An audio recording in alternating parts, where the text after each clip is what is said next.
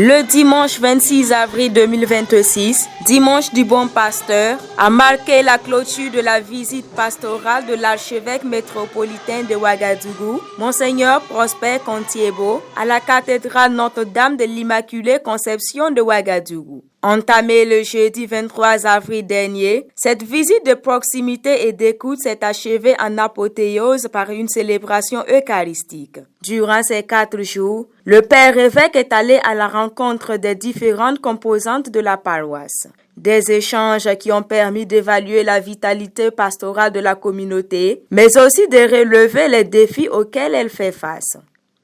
Cette visite pastorale nous a permis de comprendre un peu mieux la vie de cette paroisse cathédrale, la vie des fidèles chrétiens bien sûr. Nous constatons peu de jeunes, peu d'enfants. C'est une paroisse composée essentiellement de personnes âgées. C'est une paroisse où nous constatons que malgré tout, il y a un engagement des fidèles. Comme je le disais, c'est une paroisse composée de personnes âgées. Il faut que notre pastorale en tienne compte. J'invite donc les chrétiens à être attentifs aux personnes âgées, aux malades, pour que ces personnes se sentent soutenues par leur famille qu'est l'Église.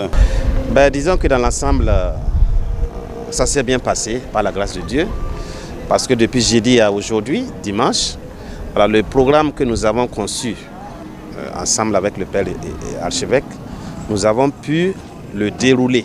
Je peux nous considérer comme des brebis bien bénies, avec la visite du Père de famille, comme il l'a résumé dans sa synthèse. Il nous a rencontrés, il nous a conseillés, il a prié pour nous et surtout, il a renforcé notre foi et notre engagement.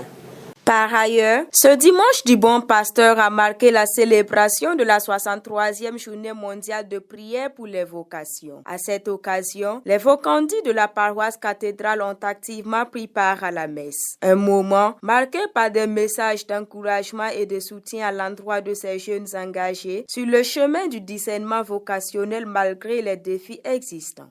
Cette clôture de la visite pastorale coïncide avec le dimanche du Bon Pasteur. Et le Christ a dit, je suis le bon pasteur. Alors la dernière parole que je laisse à cette communauté est de suivre le bon pasteur. Je souhaite qu'il y ait beaucoup de vocations dans notre archidiocèse et particulièrement dans cette paroisse cathédrale. Nous constatons malheureusement, j'allais dire qu'il y a peu de vocations ici. Donc je lance donc l'appel aux familles, et aux chrétiens, aux fidèles, d'être attentifs et d'être soucieux pour cultiver les vocations. Ce qu'on note tout de suite dans cette paroisse, c'est l'engagement du comité de vocation. Alors concernant les enfants, il faut dire qu'il y a eu beaucoup d'inscrits en début d'année, mais concrètement, il y a beaucoup qui peinent à participer aux différentes rencontres qui sont organisées pour eux. Voilà, c'est cela la petite difficulté. Et si j'avais les enfants en face de moi, j'allais d'abord les féliciter d'avoir intégré ce groupe de vocation, les encourager, leur donner des conseils et prier pour eux et leur donner ma petite bénédiction. C'est la journée mondiale des vocations. Bon, on a tendance à dire que la vocation est en crise, mais plein d'espérance, nous continuons à prier et nous pensons que tout ira pour le mieux pour nous. À l'adresse de tout le monde, des chrétiens, je pense que c'est une activité qui intéresse tout le monde.